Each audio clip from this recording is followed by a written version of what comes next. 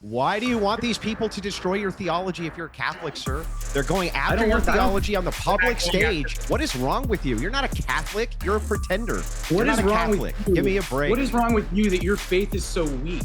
I mean, they could at least put a wig on her. Ernest, I saw you perform one of the great eye rolls in Uncensored history just then. Adam Sandler. Look at that. There's a movie star. You grossed over $4 billion. I didn't know that. I'll take it. $4 billion. He went from being the anti-establishment guy, the voice of the working man, the voice of the so-called little people, and he went full Hollywood. I believe in a mix of stronger gun control laws, mental health support, and community engagement. Talk about dancing on the graves of the dead. That's sick. Yeah. The reason it was uncomfortable to you, Piers, is because it was sick. Oh, look out. Something just came onto the floor. Final word to you on dildos in the WNBA. Words I didn't think I'd have to use, but there we are. For many years now, we've been told that theatrical roles should only be awarded to actors of the corresponding gender, race, or ethnicity. The strict moral code applied only to the oppressed minorities, which is why there are phrases like yellow face, Jew face, and trans face for describing roles usurped by boring Caucasians. But what about the role of Jesus Christ, a celibate Jewish man with Middle Eastern skin tone? That's been awarded to Cynthia Erivo, a bisexual British black lady who's playing the Messiah in a new production of Jesus Christ Superstar at the Hollywood Bowl. Well, the reviews have been mixed. A gushing write-up in the LA Times spoke of a magnetic, heaven-sent performance that established God the Saviour as a queer black woman, as many of us suspected might be the case all along. Ben Shapiro, however, called it emblematic of a feeling that the left is trying to dissolve the culture of the United States and a culture division between the Sydney Sweeney Americans and the Cynthia Erivo Americans. So which one is it? Well, here to debate all this and lots more from the world of pop culture, the host of the Crucible, Andrew Wilson, Uncensored contributor Esther Krakue, the white dude for Harris and host of Endless Urgency, Mike Nellis, and our very own Cynthia. Ernest Owens, author of The Case for Cancel Culture. You'll be amused to know, Ernest, I think. Welcome back to Uncensored. Always great to have you. But on the panel notes I was given by my team, says Andrew Wilson, right, Esther Krakue, leaning right, Mike Nellis, left, Ernest Owens, off the charts woke. Wow. Okay. That just made me laugh. I shouldn't probably have read that out, but it was very funny. Anyway, that's how you're all seen. That's how you're all seen, and it made me chuckle. Let's start with you, Andrew Wilson. So, from a musical perspective, I've read a lot of reviews this morning about this. Full disclosure, I'm good friends with Andrew Lloyd Webber. I think he's a complete genius. Jesus Christ Superstar, when it came out in the 70s, was deliberately designed to be very provocative, as we know, but it's never been as provocative as this performance. What is your response to it? I mean, from a musical perspective, it's been heralded as a great triumph, but obviously many feel it's crossed a line. What do you think? Oh, it's been heralded as a great triumph, has it? When are they going to do Muhammad on ice? So what they do is they're banking on the fact that there is Christian pacifism and that we won't give the sorts of violent pushback that they would get if they were mocking other religions. So they kind of bank on that. What this is homosexual infiltration, once again, of the church. This is what they do. This is all they do. This is a GLAAD award, Nosferatu-looking chick. And here's what they did. They didn't just get everything wrong. They didn't even include the resurrection, any of the Christian themes. The whole thing is a total mockery. And who cares if a bunch of liberal, a bunch of liberals write up, oh, this was great. This was a musical masterpiece. Of course they're going to say that. That's what they do. That's how propaganda works. This entire thing was designed to attack Christianity, and it's always that way. That's the way it always is. Ernest, I saw you perform one of the great eye rolls in Uncensored history just then, but I do think Andrew has a point. There's absolutely zero chance that Hollywood would have staged a musical like this which openly mocked the tenets of Islam, for example. I think that Jesus Christ Superstar in its creation, the whole title, if you ever seen it, have you actually seen it, Andrew? Like, if you actually seen it, everything that you're saying would actually be argued that it's already been done. Like no children are watching this to learn about Christ. The type of people that you're thinking of that would be offended by this would probably not even spend the kind of money to watch this show live and would not have any interest to watch it just because they know that it is an adult-themed musical that is meant to be provocative since it was in its inception for decades. It's meant to mock Christianity, right? I mean, you can say that. I Isn't find it it? to be satirical. Yeah, I don't. It's meant see it to. that way. I don't It's see it meant that to way. mock Christianity. Just be honest That's your about it. Just be opinion. honest No, and say, Andrew, no, it's meant to mock Christianity. It's not for you Christians to watch. We're mocking you. That's what we're doing. That's what the point is. Well, I mean, if you have a taste for satire and humor, you can appreciate that as a Christian. I think a lot of people who know Cynthia Erivo, she sings gospel phenomenally well. She's an incredible singer, and she's done several different types of shows, and she has a range of that. And so for anybody who wants to take this seriously, make a culture war out of it, I mean, is this the case for cancel culture part two? I don't think the argument here is that Christians are allergic to humor. I think the argument here is that it's clear that you would never do this with the Dalai Lama, for example, or with Muhammad and the Islamic religion. And so I think that's where people take issue with it. And actually, the original Jesus Christ Superstar was quite consistent with what happened in the Bible in terms of the theology behind it. This is just basically a bold black. I mean, they could have at least put a wig on her. It's so weird seeing her have the crown of thorns on her head, and it's just basically this bold, shiny head. They're clearly taking the mickey out of what actually happened. And on the point about the homosexual infiltration, I'm sorry, I think the Catholic priests beat this play there a few decades ago on that front. Oh, did they? Yeah, Did they beat it like the public schools? Like the public schools beat it, who have 10 or hundreds of times the rate of sexual molestation of children. So when you talk about predators, for instance, guess what? Predators go where their children are. This is no exception for secular institutions like public schools. So I don't know why you people use this as a talking point. It's a terrible one. But it is true. All right, Mike Nellis. Let me bring in Mike Nellis. Mike, I would say this, as a Christian, I'm a Catholic, right? I do think one of the best things about my religion is that we can laugh at ourselves, right? We can self-lampoon. I often laugh at some of the absurdities of my own church, for example. And the fact that Christians have a better tolerance level for mockery than other religions is something to be proud of, isn't it? Well, I think all the comparisons to Islam are really silly stuff. And I'm going to say this as a practicing Catholic. If your faith is so fragile that you're offended about a black woman playing Jesus Christ and Jesus Christ Superstar, you've got bigger problems than what was going on in the culture war. Second, we've heard a lot of, frankly, some really weird comments about like homosexual infiltration of American society. Like Andrew over there is complaining about people preying on children. I haven't seen Andrew say anything about Donald Trump being in the Epstein files or releasing the Epstein files on here. So I don't really think that's just a red herring. It's a little red herring. Why do you want these people to destroy your theology if you're a Catholic, sir? They're going after your theology on the public stage. They're taking out the resurrection, a romantic relationship between Jesus and Mary. What is wrong with you? You're not a Catholic. You're a pretender. What is wrong with you? Give me a break. What is wrong with you that your faith is so weak that a play in Hollywood that's going to be shown? You are commanded to defend your faith, sir, as a Catholic. I'm defending my faith right now. My faith is how you're going to defend it by rolling over and letting them kick you while you're down, huh? That's you defending the faith of Christ? My faith is in practice. And my faith is not going online and complaining about musicals and making it online complaining. You're online complaining right now. And the thing is you're attacking Christians and saying, how dare Christians be offended? What's wrong with you? You're a Catholic. Andrew, you're supposed to defend the faith. Defend it. I'll defend my faith. Oh, but Andrew, let me jump in. Andrew, did you... Hang on, Mike. I'll come back to you. But just Life of Brian, Andrew, Monty Python. Did you find that funny? Today's show is brought to you by Oxford Natural, makers of the Optimum Day and Optimum Night all-natural supplements. Thousands of Brits and Americans are already taking them with incredible results. Optimum Day is designed to boost your energy and support weight loss throughout the day. Optimum Night helps you relax and get deep, refreshing sleep. And don't just take their word for it. Here are just a few of their success stories.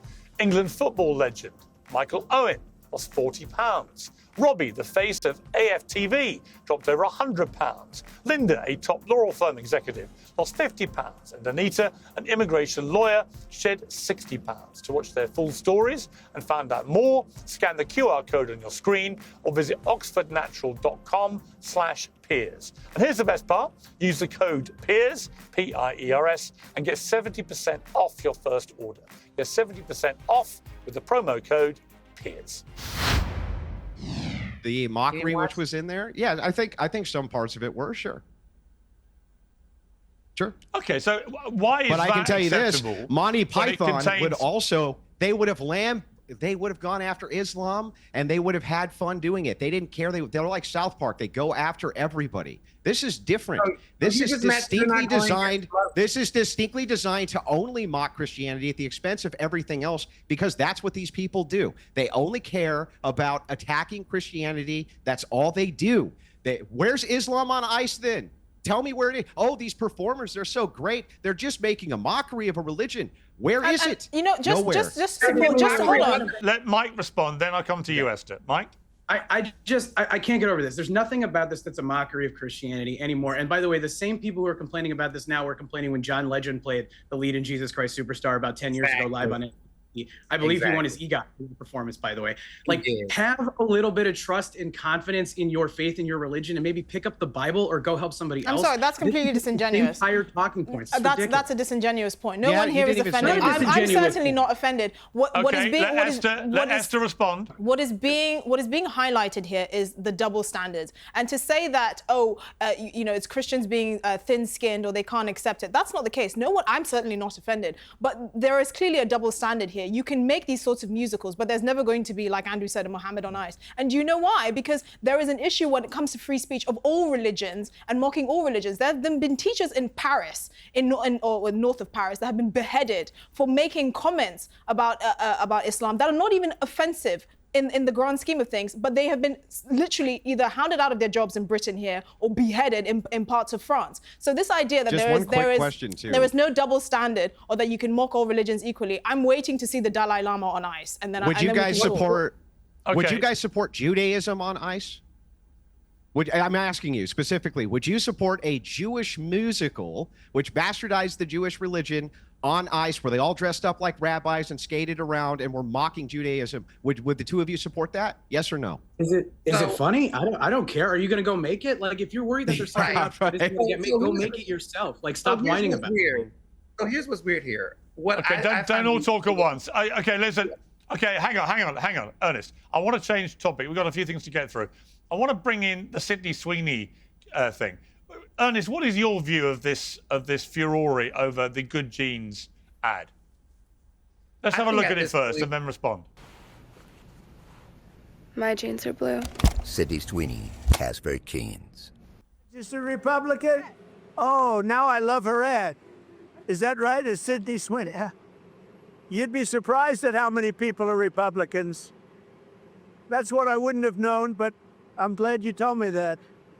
If Sydney Sweeney is a registered Republican, I think her ad is fantastic.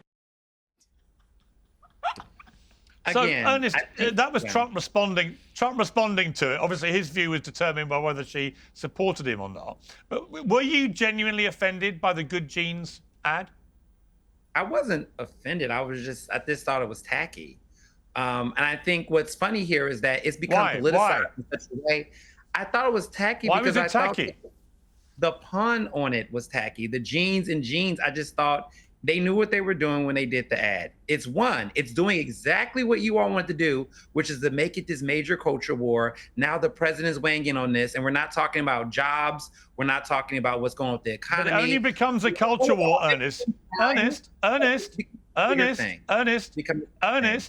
It only becomes a culture war if people like you get upset by it, because obviously it was a very easy pun to make. She was in good jeans. She's got good genes. She's a hot blonde. Who cares, right? But the moment people like you go, well, it was tacky, everyone goes, well, here they go again. No, it's people like you who have the show. It's people like you. Hang on one second, Mike. Speak individually. It's people like you, it's people like Tommy Lauren, the conservatives, that every time you see liberal people just share their disgust. I'm not conservative, Ernest. I'm not conservative, Ernest. How do you describe yourself? You are misidentifying me, which in your world is a crime. What? No, how are you? You call me extra not as woke. A conservative. You How do are identify? mispolitically gendering me. I asked the question. You are How do you identify? mispolitically. I want an apology. I want an apology for you mispolitically gendering me. Now, Say apologize. sorry. You called me a conservative. I'm not. What are Ernest, you? Are you I asked what are apologizing? you? I can't apologize for what I don't know what you are. I tell you what I am. Excuse me, last time I checked, he was a black a- lesbian. I will respond. I am Exactly. a pissed off liberal who has nothing in common with the woke world. Nothing. So therefore I can no longer identify as a liberal because you guys have hijacked it and made it sound like a bunch of lunatics. But what's crazy is you put the woke title on me and I haven't identified that, and you've been doing that forever. You never actually, you just assumed for various reasons. I'm not going to tell you Well, why if you it make walks those like a duck and it quacks like a duck, Well, I would say the then same it's a thing. duck. It's acting like a mega supporter. But here's my question. of Here's my question. But I guess Here's my I'm question, wrong. Ernest. Sorry, Ernest. mad liberal. Ernest, here's my Pierce. question. Ernest, here's my question. I'm prepared to put aside your mispolitical gendering of me. I just want to show you a picture of Beyonce in a brand new Levi's ad. Let's take a look. I saw it. It's Now, lovely. I presume, Ernest, you would share my view that this is a disgraceful, culturally appropriating moment where she is hijacking Marilyn Monroe in a disgraceful manner. In fact, borderline racist and possibly akin to the Nazis. Would you agree? You actually don't know anything about cultural appropriation, Pierce. You're just hijacking words like woke, misusing them with your political bias, and trying to spin it into something it's not. What is Can you answer the how is question? cultural appropriation? You're wrong. Period. Are you offended by Beyonce culturally appropriating Marilyn Monroe? Yes or no? It's not culturally appropriating Marilyn Monroe. Marilyn Monroe did not invent blonde. Interesting. Did she Well, invent she's blonde? looking like Wait, Marilyn wait. Monroe for a reason. Can I jump in here? is this a traditional black hair No, color hang on, and Mike. I want to hairstyle? bring in What are you Andrew talking Wilson. about, dude? Andrew Wilson, what are is you talking amazing to about? me? But hang on, let me bring in Andrew. What's amazing to me? Sydney Sweeney, a hot white blonde in jeans, saying good jeans, disgraceful, world end, she's a Nazi, I didn't white say that. supremacist. You said that. I said it was tacky. You put it right in my mouth. Beyonce culturally appropriating Marilyn Monroe, absolutely fine, in fact empowering. Andrew Wilson. Yeah, this entire scandal is completely pushed by the left. What you guys should have done is just shut up. Should have just shut up. You shouldn't have said anything about it. This whole play on jeans, it was just a clever piece of wordplay. That's it. Worked out real well. And what you did by all your Twitter accounts going crazy with this is you sold all of these jeans out for this company, right? Made this chick tons of money, gave the right huge amounts of ammunition to use on you, where we just point and laugh because it's the dumbest controversy I've ever seen, and it's all pushed by woke lunatics, all of it. It was going to Okay, be done Esther. regardless. Yeah. What are you saying? But I find it interesting that Ernest is your saying name that is not we should focus on the issues. Oh, suddenly, when this happens, now we have to focus on the issues. The only reason why there's any sort of media storm around this is because when people, I don't want to say conservatives, when other people wanted to focus on the issues, you had people fixating on nonsense, and you had people fixating on the fact that they'd been misgendered, or for some reason their blue hair hadn't been respected, or whatever nonsense that they could get outraged by the day. I agree, there are bigger issues like the economy, like energy and all of that. But you guys started this, unfortunately, so you don't get to complain about it. I'm sorry, Sydney Sweeney is an attractive white woman. When you have someone like Lizzo, who I'm not surprised is offended by a skinny woman just enjoying herself, saying that this is some sort of racist wordplay or whatever, that's when it becomes an issue. So you don't get to play this game of, oh, we should focus on the issue. That's what people were trying to do for years, and you never let it happen. So this is Schadenfreude, and you're going to have to lie down and accept it. And then, finally, when the adults are back in the room, then we can focus on the issues. Mike Nellis, I'm thinking of starting a company, an advertising company, where all it does is think of ways of winding up the woke world so that they respond in a po-faced, humorless manner to all the advertising I roll out for companies, immediately creating a culture war, which they deny starting, and then immediately leading to massive new sales, as we've seen with American Eagle, for the products that the woke world is condemning. Because you know what? I've got a book coming out in a couple of months called Woke is Dead. It is dead. And the Sydney Sweeney story is a great example of why it's dead. And it's not dead because people are fed up with promoting awareness of social and racial injustice, the original definition of woke. It's dead because woke got hijacked And wokeism became the new fascism, and people are sick of it. And the Sydney Sweeney thing is a brilliant triumph for common sense by American Eagle, who rather than panic when the woke left went nuts, just laughed and put out another statement doubling down and celebrating what Sydney Sweeney had done, which was look hot in a pair of jeans, exactly as Levi's are doing with Beyonce. And by the way, I don't really think she's culturally appropriating Marilyn. I don't really think she's racist or a Nazi. I think she looks hot in a pair of jeans. That's it. I don't care if she's black or white. She, like Sydney Sweeney, is a hot woman in a hot pair of jeans, and they've both got great genes. How about those onions? There's a lot going on with the global economy. It's entirely reasonable to wonder what the effect will be on your savings and investments. Consider diversifying with gold through Birch Gold Group. For decades, gold has been viewed as a safe haven in times of uncertainty, stagnation, and high inflation. Birch Gold makes it extremely easy for you to diversify some of your savings into gold. If you have an IRA or an old 401k, you can convert that into a tax-sheltered IRA in physical gold. Or you can buy gold to keep in your safe. First, get educated. Birch Gold will send you a free info kit on gold. Just text my name, Piers, P-I-E-R-S, to the number 989898. Again, text Piers to 989898. Consider diversifying a portion of your savings into gold. That way, if the Fed can't stay ahead of the curve, at least you can stay ahead for yourself.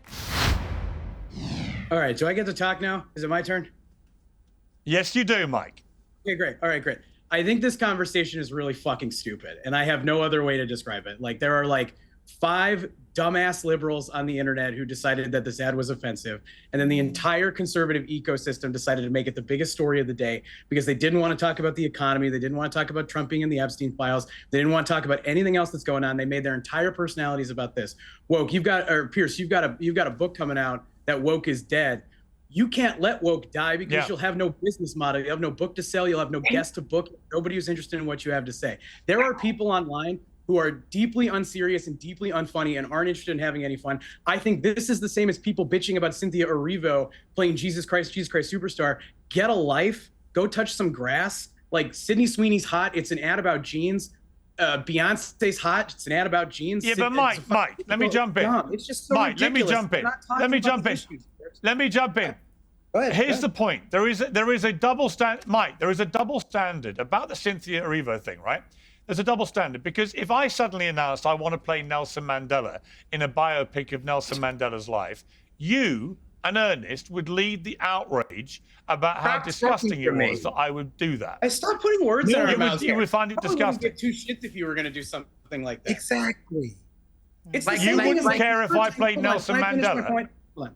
You don't want to. Who cares? It's like number. Yeah, go ahead. I'm sorry. Okay, all right. I'm going to jump in.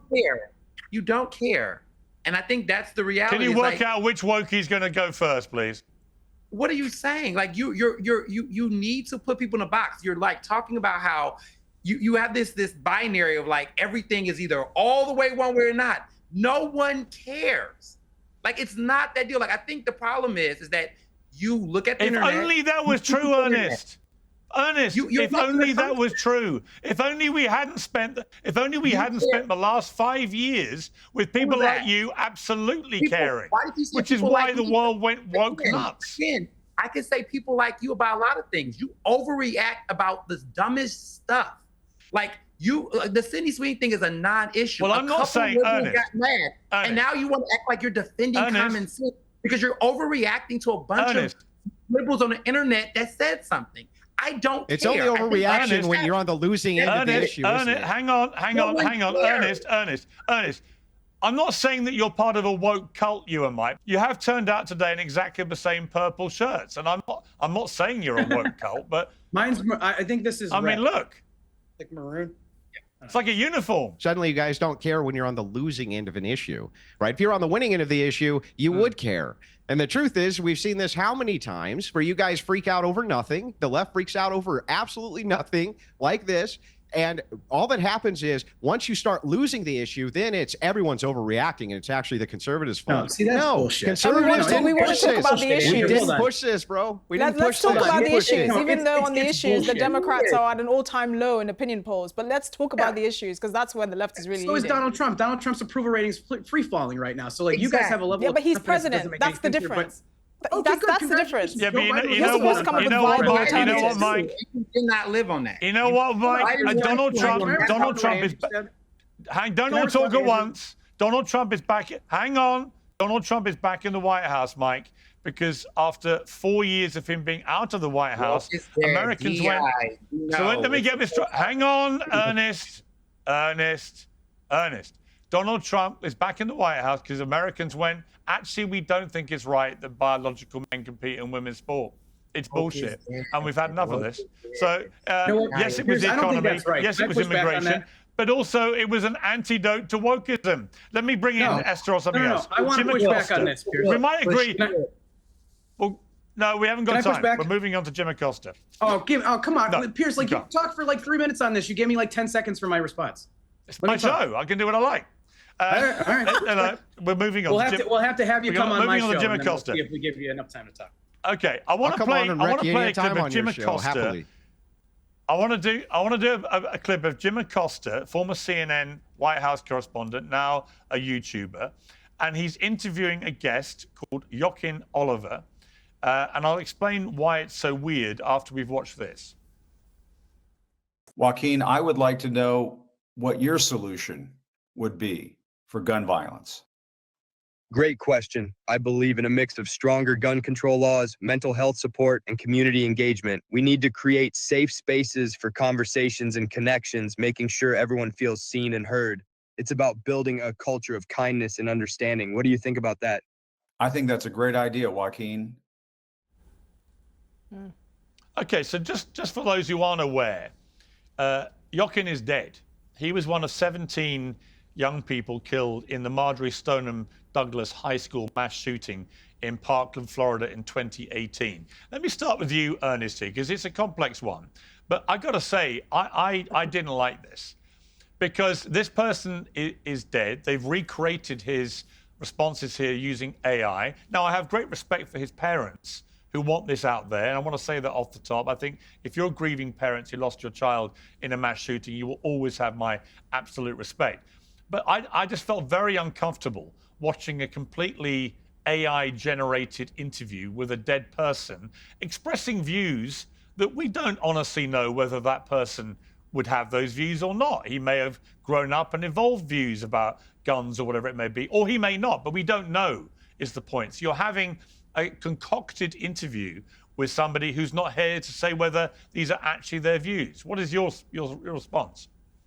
Well, I think in the world of AIs and deep fakes is creepy as hell. And I think that from a journalist perspective, because Jim Acosta is a journalist, that, it just does not, he would have been better off talking to the parents. I would have actually liked the parents to have been the subject matter here, to talk about what they've learned from their child's death, what they would like to see. Because a lot of the views they had, clearly they were using the child through AI, the dead child through AI, to get those messages across. And I feel like it would have been more powerful for just the parents to share their own views rather than use that. Because people are still freaked out about AI. Even that just felt awkward because the fact that the person is actually dead, it's almost like, again, this is just creating another precedent around misinformation. And this doesn't really help, especially given that Jim Acosta isn't no longer on broadcast news anymore. So it's like now you're trying to build your credibility and you're interviewing someone who isn't a real person. Yeah. Not the best. Not the best at all. Esther, what did you think? No, I completely agree with Ernest. And to call that journalism is quite a stretch. I mean, he was just basically talking to a robot that had been given prompts. I think he found Biden's script writer to basically write everything that guy said. And it's quite disingenuous. I mean, there's a big difference between talking to aggrieved parents who've lost their son to gun violence and then to a robot that's basically been given prompts. It's very creepy, and how far the mighty have fallen, because I can't believe he even considers this real journalism. Right.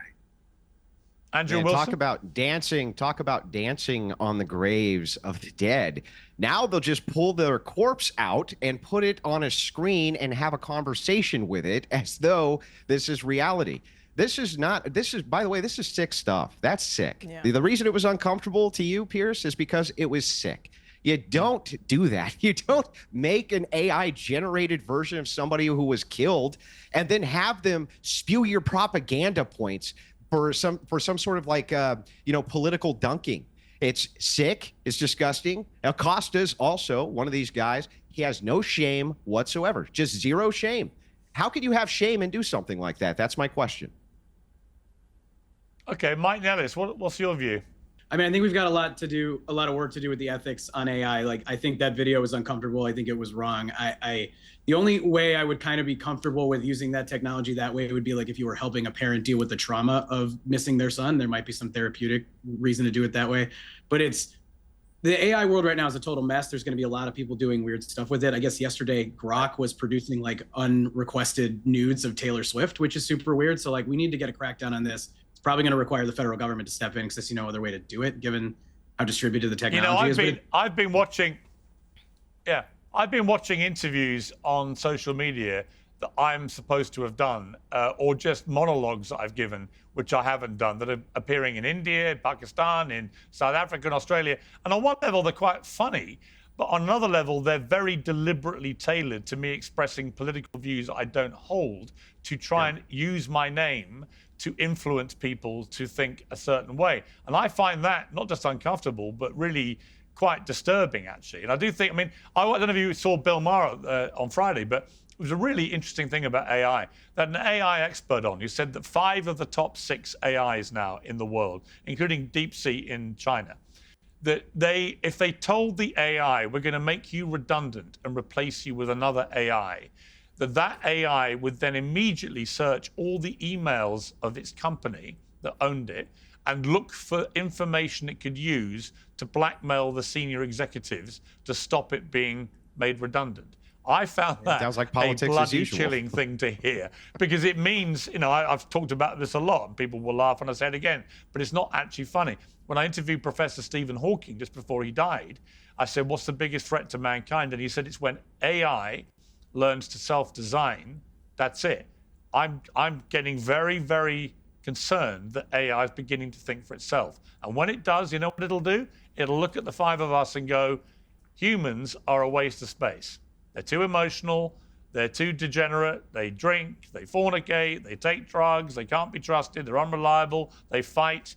We're just going to get rid of you all and replace you all with robots. That's the problem. I just want to talk a bit very quickly, Andrew, with you about the women's WNBA thing that's happening, where men, I think it's all exclusively men, but they've started doing this on court. Let's have a look from, I think, last night. Oh, look out. Something just came onto the floor. Got an object that just flew in. So now we're seeing a little outbreak. Wait. What was that? What was that? I'll tell you what it is. It's a dildo, and people are throwing dildos onto the courts of WNBA. Now, you're laughing, Andrew. I got to say, I don't think it's funny. I actually think it's a pretty insulting Not even thing a little to do bit? to the women's game of basketball. I don't actually. No, I think it's pretty ugly, actually, and I think it's very disrespectful to those women. Do you genuinely think it's funny? Yeah, I mean it's pretty funny. So the thing is the WNBA is a mock. It's a mockery. It's a mockery anyway. It only exists because a bunch of crazy progressives want it to exist. On its own, it wouldn't. On its own merits, it wouldn't. And so, yeah, of course it's getting clowned on by everybody, and it doesn't surprise me a bit, right? Is it inappropriate to do that? Yes. Would I recommend that people do that? No, of course not, right? It's disrespectful. I agree with you. But I mean, it is kind of funny. And here's the thing. You can't get mad, right? You can't mock my entire religion and say, mind your own business, and then get mad that somebody threw a dildo on a court, okay? You guys can't get upset, right? Just ignore it. Just ignore it. It's no big deal. Just ignore it.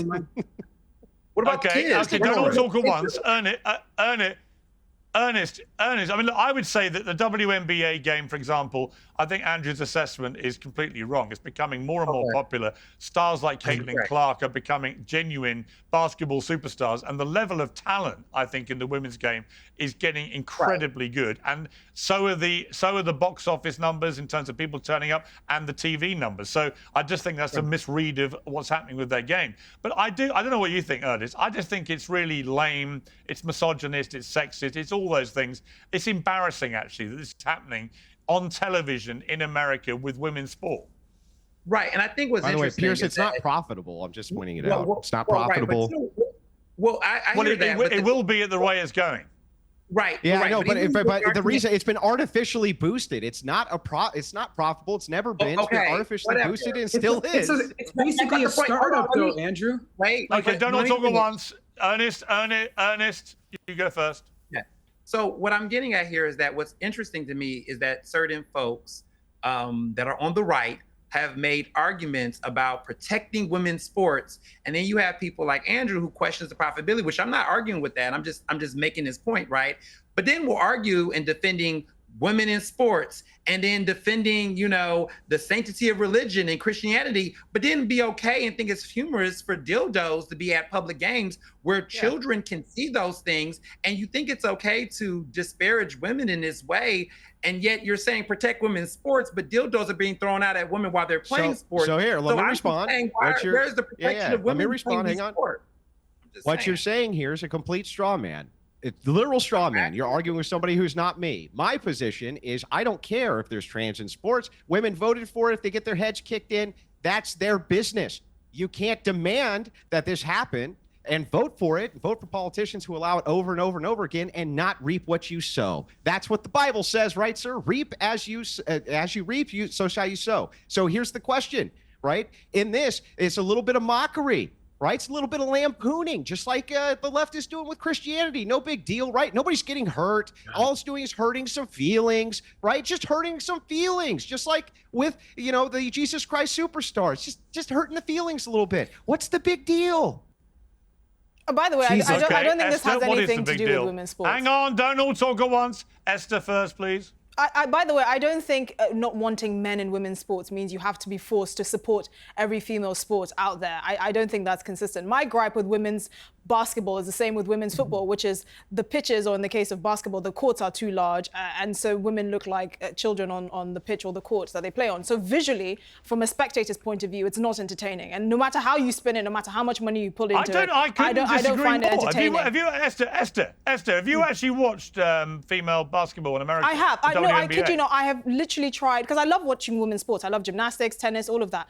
And I have given both of these a chance. And there is no sport that women and men play that have the same rules, where the sport is not accommodated to the female athlete. Only in women's football and women's basketball. In tennis, for example, women play fewer sets. But in women's football, they play on the pitches that are the same size as the men, even though physically men are bigger and stronger and have more powerful shots. So it looks like they're children on the pitch. Football teams get beat by high schoolers. Exactly. No, but this is the thing. My issue is the amount of investment in women's football and basketball is not commensurate to actually making it a spectator enjoyable sport. So they're trying to gaslight us to finding something that's not enjoyable to watch to be enjoyable because it's women, which I think is patronizing. But you see, that's where you and Andrew are wrong, because more and more people are watching the WNBA, and it's mainly social contagion. Like more and more children that don't even know what sex is are identifying as the opposite sex. Well, yeah, but Caitlin Clark is a genuinely generational talent, and I watch her. That's the point I'm making. It has nothing to do with the quality of the athletes. There are excellent female footballers and female basketball players. It's the nature of the investment in the sport. What about the dildos being thrown on the pitch? Okay, so my sick humor found that a little bit funny. I'm not going to lie. I found that funny. Although it's inappropriate and I wouldn't recommend it. But didn't Lizzo go to an NBA game in Arseless Chaps where there were kids all around and she literally mooned the entire, all the spectators there with her literally big bum cheeks? Where was the outrage there? There were children there. All these children saw Lizzo's bum cheeks. How come these hypocrites get so upset about lampooning and one but not the other? I don't get that. Well, that's an interesting point too. Mike Nellis, final word to you on dildos in the WNBA. Words I didn't think I'd have to use, but there we are. Dumb. Just fucking dumb. And Piers, I don't envy your job having to moderate between the four of us. I don't. You know what? It's slightly difficult because I'm in LA where there's a tiny delay. So by the time I've jumped in, you've all started squabbling. So I have to time my jumps a little bit more carefully. Guys, thank you all very much. That was a great debate. Really appreciate it. Thank you. Thank you.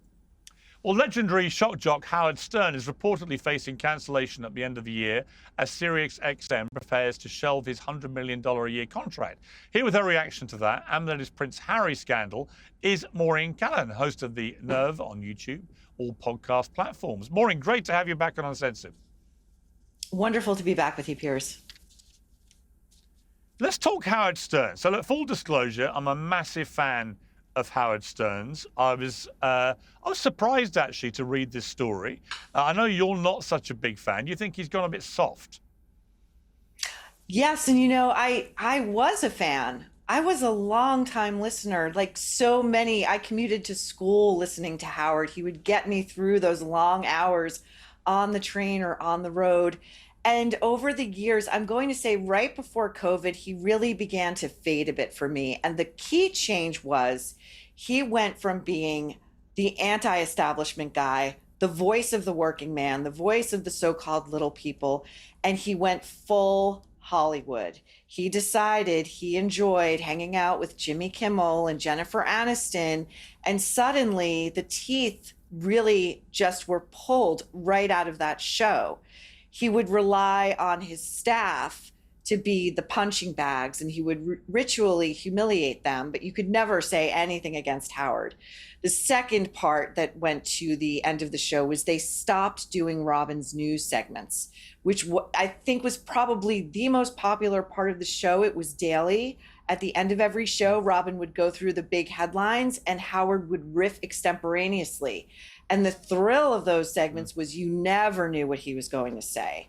And then thirdly, COVID happened and he went into the basement of his East Hampton mansion and he became paranoid and fearful. And that, I think, was the final nail in Howard's coffin. You know, it's interesting. I would add a sort of fourth component. I think there's some merit to what you've said there. But the fourth component is there's been a massive exponential rise in podcasts, right? And YouTubers. I mean, you and I are doing YouTube shows. And a lot of us are doing it in a very uncensored, unfiltered manner, which was kind of Howard's almost exclusive domain. You know, he was the guy that was saying all the things that everyone wanted to say, but no one could say on mainstream media, in mainstream newspapers, on mainstream television, and so on. He was like the antidote to that. But now there's a whole plethora of people, from Joe Rogan to Ben Shapiro to you, to me, to Meghan Kelly, whoever it may be, Mehdi Hassan on the left. When there's so many people out there who appear to be speaking in a very unfiltered, uncensored manner, inevitably, you could argue, it's going to dilute the appeal of the person who was the only one doing that for a long time. Oh, I take your point completely. I just think that Howard neutered himself long before the podcast explosion. You know, I think all of these voices that you've just cited, you know, myself included, we've sort of come in and filled that hole. There is a massive desire out there among listeners to hear people speak to them honestly, plainly, forthrightly, with humor, you know, with a little bit of edge. And Howard long ago, you know, began deciding that the company of the Paul McCartneys of the world, the Madonnas of the world, was more important than what he used to do, which was push against institutions and things and people that seemed untouchable. It's actually what made him such an appealing talent to Sirius Radio when they were launching and trying to go up against terrestrial radio, and he was getting these mega paydays. Now he's making a reported $80 to $100 million a year, but people have stopped tuning in. And, you know, again, MAGA, Trump, radicalized him as well, and he's lost well over half his audience. Let's turn to Prince Harry. So the Charity Commission has cleared the Duke of Sussex of overreach at the charity Centre Barley, but criticised him and others for letting a damaging, as they put it, boardroom battle play out in the public eye. He is now apparently distancing himself from this charity altogether, but the Centre Bali press release says it provides Centre Bali with some degree of reassurance that the Charity Commission has not identified widespread bullying within the charity, but the Commission has acknowledged the strong perception of ill treatment felt by a number of parties to the dispute and the impact this may have had on them personally. Now, there is a really amusing irony here, isn't there, that Mr. Anti-Bullying has been on the board of a charity where there appears to have been an awful lot of behavior that many would categorize as bullying. Oh, it's just so brand Sussex, isn't it? You know, and the really incredible part of this is he cannot push back because the face of these charges is a very exemplary, well-established, respected Black woman who took her case not to Us Weekly or TMZ, but the Financial Times. And so Harry has been forced to step down in yet another week full of losses, and he does so not with class or culpability, but with grievance and a chip on his shoulder, playing the victim. What's going to happen to these two? I've got to say, I can't really summon the energy much anymore to even talk about them. If they're in the news, I might do what we've just done, but I don't feel that energy because I kind of feel like their relevance is receding on an almost hourly basis.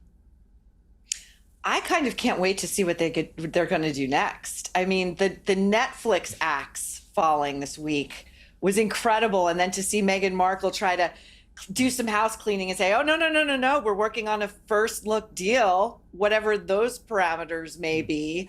And I'm also interested in, part 2 of With Love, Meghan is dropping any week now. And there's been no drumbeat. There's no publicity leading up to this. Wonder why. No. Well, I think they were contracted to do the second season, but absolutely nobody cared about the first one. I mean, I do think when you're reduced to making jam in your kitchen, and then you claim that you've sold out in seconds when you probably only had about 3 pots, which is the oldest marketing trick in the book, you do feel, well, where do they go from here? Because the only currency, it turns out, that anyone was really interested in was not their jam making or their charity work or any of those things. It was them dumping on the royal family. But because the royal family has now ostracized them, they haven't got any new material. They can't go around the royals soaking up damaging information they can then spray them with to the wider world. So their oxygen of that currency is gone. Exactly. And that's why that leaked royal summit of just a couple of weeks ago is so consequential. Does King Charles open the door just a little bit to Prince Harry? Or does he take a look at what's happening and see that perhaps this timeline is a little too uncomfortable to do so right now? Yeah, and the king is facing a lot of serious health issues, as everybody knows. He's probably got far more important things to worry about than this renegade son of his. What I do know is that, if down the line, whenever that time comes when William becomes king, I think you'll see a massive escalation in the ostracization of Meghan and Harry. I think he will be very vengeful for what he perceives as the ultimate treachery of branding the royal family a bunch of callous racists, and for doing it as both Philip and the Queen were dying. I think William feels utterly enraged about it to this day, and I could see him stripping them of their titles. Absolutely. And, somehow Omid Scobie, and I believe the Dutch edition of his latest book, Catherine, Princess of Wales, was named one of the so-called royal racists. And when William is and Charles. And Charles, I see 2 sides to this story. I see King Charles wanting to make his peace with his wayward son while he can. I can also see William having absolutely every reason not to trust Harry nor his wife one single iota. I think if William were to ostracize them and strip them of their titles, we here in America would cheer. Yeah, I think that's completely true, and I think it will happen. I want to end, finally, with a video that's gone viral of a man eating a banana in a way that many view as outrageous.